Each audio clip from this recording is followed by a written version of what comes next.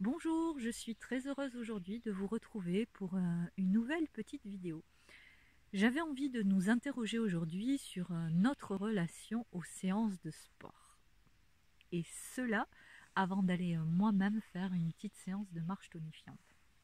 Alors, euh, je suis sûre que parmi vous, il y a un certain nombre de sportifs, il y en aura peut-être effectivement en tout cas qui regarderont cette vidéo. Et je pense que tous les sportifs le savent, à partir du moment où on va aller pratiquer une séance de sport, que cela soit des sports individuels ou des sports collectifs, que cela soit des sports en plein air ou des sports en salle, à partir du moment où on est dans une dynamique de mise en mouvement du corps, on observe généralement un mieux-être. N'est-ce pas? Ça, vous avez tous observé que pendant ou après une séance de sport, vous avez un mieux-être général. Ok. Ce mieux-être, vous le savez pour la plupart, à quoi est-il dû? Eh bien, on va dire déjà une transformation de la chimie du corps, puisque la mise en mouvement va venir booster la production de certaines hormones, telles que les endorphines, la noradrénaline, l'adrénaline, la dopamine, bref, un certain nombre d'hormones qui vont venir stimuler, on va dire, notre capital bien-être. Ok, et puis en plus, si vous avez la chance de pratiquer vos disciplines sportives en utilisant les bonnes techniques respiratoires, et bien là aussi, vous allez avoir une meilleure oxygénation de tous les systèmes. Et qui dit une meilleure oxygénation de tous les systèmes, eh bien, dit une meilleure qualité d'état intérieur et d'état d'être. Ok, donc effectivement, avec à la fois quand vous êtes dans ce cas de figure, le sport en tant que vecteur de lien social, et le lien social est important, avec cette transformation, on va dire, de la chimie du corps par des pics de production hormonaux, avec aussi une meilleure respiration. Voilà, tous ces facteurs et d'autres encore font qu'effectivement, nous observons un mieux-être après des séances de sport. Donc en ça, faire du sport, c'est important et effectivement, cela permet un mieux-être. Mais moi aujourd'hui, j'avais envie en fait de nous interroger sur notre relation au sport quand le sport devient en fait un exutoire conscient ou inconscient à un trop-plein de stress. Alors, peut-être que certains parmi vous utilisent le sport d'une façon consciente ou peut-être inconsciente à des situations stressantes ou à un trop-plein de stress. Ok, c'est-à-dire que quand il y a quelque chose qui est dans le trop, quand vous sentez que vous passez dans le rouge, trop d'excitation, trop d'énervement, trop de contrariété, parce que vous le savez, le stress va avoir différents symptômes, des symptômes qui se manifestent d'une façon globale par tensions, des tensions, qu'elles soient des tensions physiques, des tensions psychiques avec des ruminations mentales, un manque de clarté au niveau du cerveau, des pensées effectivement qui s'embrouillent, qui tournent en boucle. Il va y avoir aussi parfois des réactions émotionnelles un petit peu intempestives. Ça va produire aussi parfois des troubles du sommeil, des troubles de la digestion. Enfin voilà, je pense que nous sommes un certain nombre à avoir un jour ou l'autre expérimenter les manifestations on va dire les symptômes du stress. Alors j'y reviendrai peut-être avec une autre vidéo, mais tout le stress n'est pas mauvais. Il y a aussi du bon stress, du stress qui va nous permettre d'avancer, qui va nous permettre de nous motiver, qui va nous permettre de nous donner l'impulsion, le côté tonique, dynamique. Donc voilà, il y a le bon stress et il y a le distress. Il y a le bon stress et ce qu'on appelle le mauvais stress. Le mauvais stress, c'est celui qui à un moment donné va nous faire quitter le cercle vertueux du bien-être pour passer dans le cercle vicieux en fait d'un mal-être, et d'un mal-être qui, si on le laisse s'installer de façon de plus en plus chronique, va pouvoir ensuite générer des mal-être beaucoup plus profonds et déclencher parfois des burn-out, des troubles, on va dire, beaucoup plus conséquents, avec même parfois des maladies. Ok ? Donc moi, j'ai envie de nous interroger sur cette relation en fait aux séances de sport comme exutoire au stress. Et pour ça, j'aimerais utiliser une petite image. Voilà, si vous prenez le stress comme une plante, ok, une plante, hein, il y a une racine, comme toutes les plantes, et puis il y a une tige. Ok. En fait, qu'est-ce qui se passe dans ces moments-là? Bien, si l'on compare nos séances de sport à une paire de ciseaux, à chaque fois qu'il y a une poussée de stress, clac, le coup de ciseau va en fait réaliser un stoppoir, une butée, c'est-à-dire ça vient stopper le pic de stress. Ok, grâce à la séance de sport, pour les raisons qu'on a évoquées tout à l'heure, nous observons un mieux-être. Ok, et puis dès qu'on repart dans le contexte habituel, que cela soit le contexte de travail, le contexte familial, le contexte relationnel, eh bien en fait, on est une autre fois confronté à ce qui nous faisait réagir précédemment, et une autre fois on va observer un trop plein de stress qui va se manifester, soit on prend sur soi et puis du coup à un moment donné on explose, soit on déclenche des troubles du sommeil, des troubles digestifs, enfin bon bref, tout un certain nombre de facteurs, et vite il va falloir une autre séance de sport, clac, et effectivement, on respire un coup, ça va mieux, on a notre petite dose de sport, on retrouve un mieux-être, on tient le choc, on tient bon, et puis paf, une autre fois, clac, contexte, et puis il va falloir clac, un autre coup de ciseau par une autre séance de sport.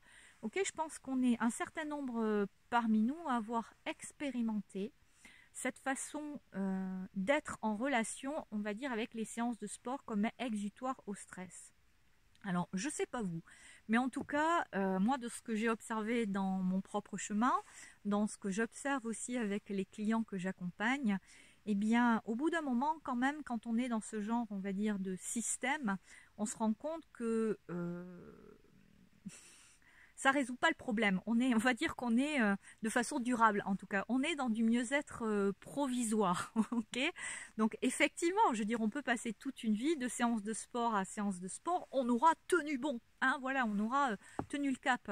Alors, je juge pas du tout dans cette façon de faire là parce que c'est quelque chose que je comprends. Et puis des fois, on ne sait pas qu'il y a aussi une autre façon d'appréhender les choses. Et puis il y a aussi des fois où, et ça parlera peut-être à certains, où on se rend compte qu'on a aussi peur. Et peur de quoi? Peur puisque si je compare le stress et les tensions manifestées à une plante, il y a la tige mais il y a aussi la racine. Et en fait, on a peur des fois d'aller voir un petit peu, hein, de creuser la terre et d'aller voir dessous, là, dans l'ombre, ce qui se cache, c'est-à-dire, voilà, qu'est-ce qu'il y a là-dessous, là. Et du coup, il y a une espèce je vais dire, de croyance qui est que si on va creuser, eh bien à un moment donné, on a un peu peur de ce qu'on va trouver ou de se faire emporter ou submerger par ce qu'on va découvrir. Surtout si c'est des couvercles ou des capots qu'on a pris soin de poser parfois de façon consciente ou inconsciente, parce qu'en fait tout ça, ce sont des mécanismes de protection de la psyché qui à ce moment-là ne sait pas faire autrement. Et on va dire c'est une protection presque dans certaines situations, un mode survie, vous voyez. Donc du coup, on n'a pas vraiment envie des fois d'aller oser soulever le couvercle pour, on va dire, oh là là, mais j'ai pas envie de soulever tout ça, moi j'ai envie d'être bien, j'ai pas envie d'aller voir, mais il y a aussi derrière, et en tout cas ce que j'observe, ce que j'ai pu moi expérimenter, traverser, et puis ce que j'observe chez les clients, il y a aussi vraiment des fois une peur à être submergé par ce qu'on va découvrir sous le couvercle. Et en fait, quand on se laisse un petit peu piéger par cette peur, eh bien, ce que l'on ne sait pas toujours et encore suffisamment, c'est qu'en fait, quand on maintient le couvercle, en quelque sorte, sur cette racine, c'est-à-dire quand on ne va pas voir en fait l'origine de ces tensions, parce qu'il faut bien comprendre que ces tensions, en fait, c'est comme les émotions, hein, ces tensions, elles nous parlent de quelque chose, ok? Elles nous parlent de quelque chose en nous qui a besoin d'être entendu, qui a besoin d'être reconnu, de parts de nous qui ont besoin d'être entendues et reconnues, ok? Il y a peut-être des parts de nous qui ont besoin de plus de soutien, qui ont besoin de plus de calme, qui ont besoin de plus de célébration, qui ont besoin de plus de sécurité, qui ont besoin de plus de contribution au bien-être de soi ou de l'autre. Enfin voilà, je veux dire, il y a aussi peut-être des besoins d'être rassurant. Enfin, quelles que soient en fait les formes de besoins qui se cachent sous ces tensions. Il faut bien comprendre que ces tensions ne sont que l'expression, en fait, de parts de nous qui ont besoin d'être reconnus, qui ont besoin d'être entendus. Et en fait, qu'est-ce qui se passe? Et ça, je crois qu'on l'observe tous quand on se regarde avec honnêteté, c'est que quand on met, et des fois on les met avec soin, on met beaucoup d'énergie à faire en sorte que le couvercle surtout, il tienne bien. Et on construit comme ça aussi des fois des grosses carapaces, hein, pour pas dire des blindages après, c'est pas facile de les faire bouger. Mais en fait, ce qu'on se rend pas compte, c'est qu'en faisant ça, cette racine en fait de la plante stress, au lieu de l'amenuiser, de la faire fondre doucement et donc de la faire disparaître, en fait on la renforce.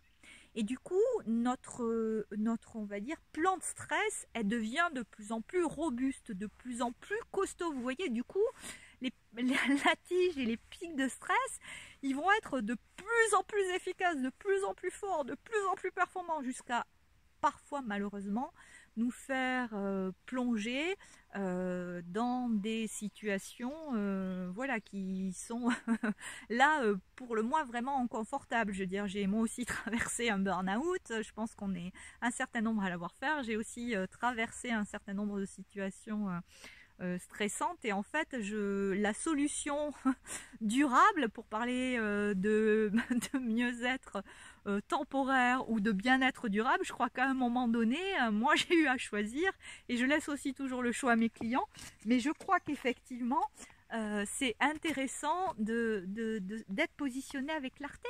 Voilà, qu'est-ce que je veux pour moi? Est-ce que je veux un mieux-être provisoire, et est-ce que je veux tenir toute ma vie avec des séances successives de sport qui vont me permettre de tenir, ou est-ce qu'à un moment donné, je suis prêt à me poser, à aller voir un petit peu à la racine de ces sources de tension, à me rendre compte que je peux apprendre aussi, ça s'apprend tout ça, hein, que je peux apprendre à observer, à reconnaître ces parts de moi là qui n'attendent que ça. Et c'est effectivement en expérimentant qu'en allant reconnaître et écouter ces parts de nous, c'est en expérimentant qu'elles voilà, qu'elles se détendent, qu'elles s'amenuisent, qu'elles se tranquillisent, et qu'on a du coup progressivement et pas à pas un bien-être qui s'inscrit dans quelque chose de beaucoup plus durable, qui fait qu'après on est ensuite en mesure de tisser une relation différente avec ces parts de nous qui réagissent. Eh bien, personnellement, et aussi dans ce que j'observe dans les accompagnements que je fais, je veux dire, ce sont deux démarches complètement différentes. Mais si on est dans une intention de bien-être durable, je crois qu'il ne faut pas se tromper de stratégie. Hein, voilà, je crois qu'en tout cas, il faut avoir conscience de tout ça. Alors bien sûr, quand je dis ça, ça ne veut pas du tout dire ne plus faire de sport, même quand on travaille à la racine du stress. Ça veut dire simplement que le sport ne va plus être utilisé comme une solution au stress, mais on va garder le sport pour le plaisir de faire du sport, de se sentir bien dans nos baskets, encore mieux, d'entretenir notre capital bien-être qui est déjà là, de faire en sorte de maintenir au top niveau nos différents réservoirs de la station-service du bonheur, hein, le réservoir confiance en soi, le réservoir vitalité, le réservoir joie, le réservoir créativité, le réservoir amour de soi, estime de soi. Voilà, donc ça nous permet de maintenir au top niveau tous nos réservoirs de notre état d'être du bonheur dont nous sommes les seuls responsables. Mais le sport n'est plus utilisé comme une solution, on va dire, ou un stoppoir, un exutoire au stress. Voilà. Donc du coup, le sport va garder toute sa dimension plaisir, aussi sa dimension de partage quand on le partage avec d'autres complices sportifs. Mais vous aurez petit à petit l'opportunité de construire un bien-être qui soit un bien-être durable. Alors je ne fais pas de clin d'œil à des notions de développement durable ou pas, mais enfin c'est un petit peu la même chose tout ça, hein. Soit on vise sur des solutions provisoires, soit on vise des solutions durables. Il n'y a pas quelque chose qui est mieux que l'autre. Je crois que simplement il faut avoir la conscience de nos choix et choisir en conscience aussi. Voilà, mais c'est évident qu'on n'aura pas les mêmes résultats si on s'occupe juste de tailler la tige. Et vous savez bien que quand on a j'aime pas le terme mauvaise plante parce qu'il n'y a aucune plante qui pour moi ne soit mauvaise, mais en tout cas, je veux dire, quand on taille une tige, eh bien, on n'empêche pas qu'elle repousse, d'accord? Donc la plante, elle est toujours là. Si on veut vraiment travailler à amoindrir une plante et à faire en sorte que petit à petit, elle diminue, elle ne repousse pas, eh bien, il faut travailler à la racine. Voilà. Et en même temps, pour le stress, eh bien, c'est la même chose. Si on veut vraiment petit à petit vivre, on va dire, une relation plus paisible et plus tranquille avec ces parts de nous qui réagissent en certaines situations, que cela soit des situations professionnelles ou personnelles, eh bien, je vous invite vraiment à travailler à la racine. Voilà, c'était mon petit message du jour. Donc, à vous de me dire sous cette petite vidéo si vous êtes plutôt sport addict, sport plaisir, si vous avez conscience de fonctionner comme ça. Voilà, n'hésitez pas à laisser vos petits commentaires. Hein, voilà, avec plaisir, dans la mesure du possible. Voilà, j'essaierai aussi d'y répondre si vous avez des questions. Et puis, s'il y a aussi des sujets que vous souhaiteriez voir abordés, n'hésitez pas aussi à me laisser vos petits partages, vos petits commentaires, et c'est avec plaisir que j'essaierai de vous concocter de nouvelles petites vidéos, en plus des inspirations qui me viennent en fonction aussi de ce que j'observe. Mais c'est vrai que j'ai été là tous ces derniers mois aussi à accompagner en fait un certain nombre de personnes qui sont arrivées avec des profils de gens extrêmement sportives et je veux dire des sports engagés de bon niveau. Et en fait, vraiment, en travaillant avec ces personnes, en les accompagnant, eh bien, elles ont fait un très très joli justement chemin de transformation, en comprenant aussi qu'il y avait quand même dans leur mécanisme, en fait, quelque part, il y avait aussi un trop plein de stress et du coup, elles en faisaient encore plus, encore plus, encore plus. Et mine de rien, elles remplissaient leur agenda encore plus, encore plus, encore plus. Et dans ces encore plus, à un moment donné, ça fait un trop. Hein, voilà. Donc, je vous invite de réfléchir à tout ça. Prenez bien soin de vous et puis voilà, de toutes les façons vous êtes libre, mais je crois que c'est important de poser la conscience sur notre façon d'être et notre façon de fonctionner. C'est en tout cas quelque chose qui est d'une richesse infinie. Quand on a vraiment envie d'être le créateur et l'acteur de son bonheur, je crois que cette observation de soi, elle est vraiment fondamentale. Voilà. Je vous embrasse à tous et je vous dis à très bientôt pour une toute nouvelle vidéo. Et moi, hop, je file faire ma petite séance de marche tonifiante. À bientôt.